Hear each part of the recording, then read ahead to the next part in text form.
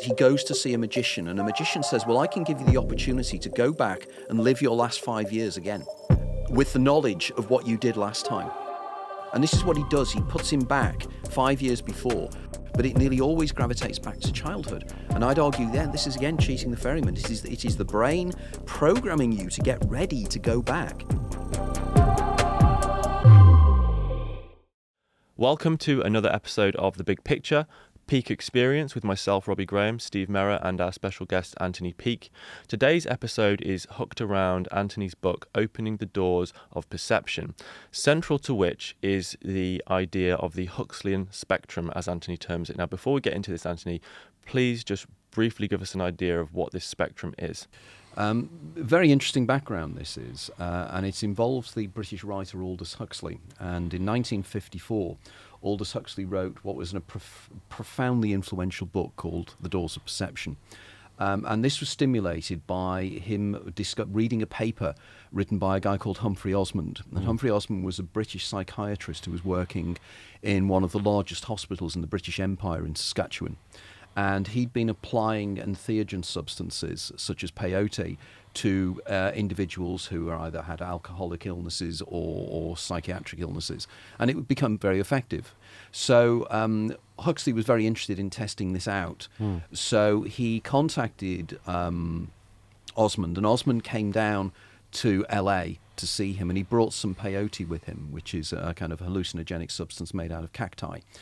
And Huxley tested it out and had the most extraordinary, mind-blowing experience. Now, what is intriguing about this is that Aldous Huxley at the time, his sight was going. He was losing his eyesight. Oh, right. And he suddenly started seeing things that effectively, arguably, weren't there. And in the book, The Doors of Perception, he describes this in detail, exactly what it really meant. Now, as a little bit of an interesting aside here, if anybody's interested in this, into rock music, the band The Doors, the Jim Morrison band The Doors, were named after the Doors of Perception. Okay, and Morrison was very, very interested in Aldous Huxley. Now, Aldous Huxley called the Doors of Perception because he was referencing a poem written by the British poet William Blake.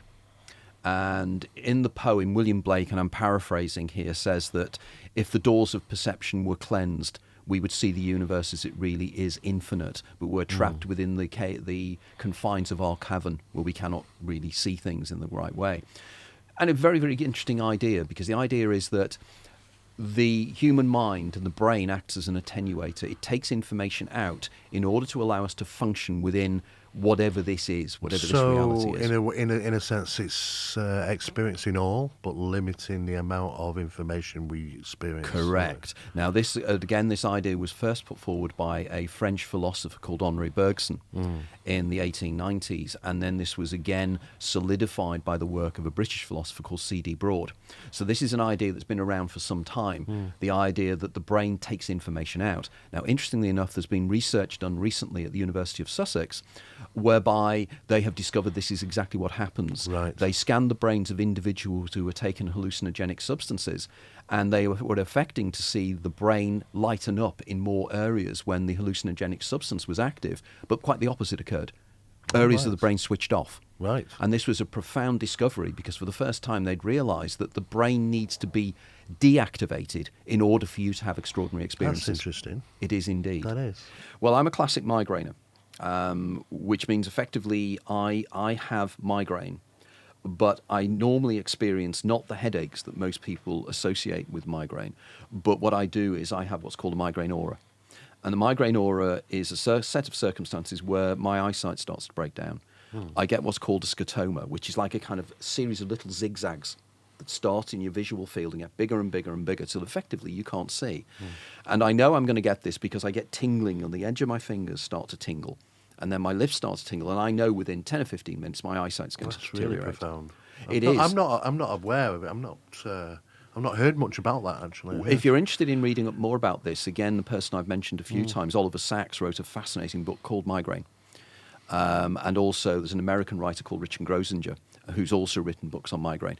Because when you're a migrainer, it is really quite an extraordinary experience. You really see things, you see lights like kaleidoscopes. I've heard about lights flashing. And déjà vu. Déjà vu is associated directly with it. Right. If you have That's profound déjà vus, they will test for migraine. Oh, right. You know, it is Okay. definitely an associated precursor of a migraine attack. Right. So I was quite interested in this, and I discovered that migraineurs, I would argue, are the people who are on, there's a kind of a continuum where the doors of perception open broader and broader. And I think there's neurotypicals, that is people who are just normal neurotypicals, their doors of perception are normally closed. But when you start moving into migraine, the doors start to open slightly, as if you start to get a glimpse of the broader world.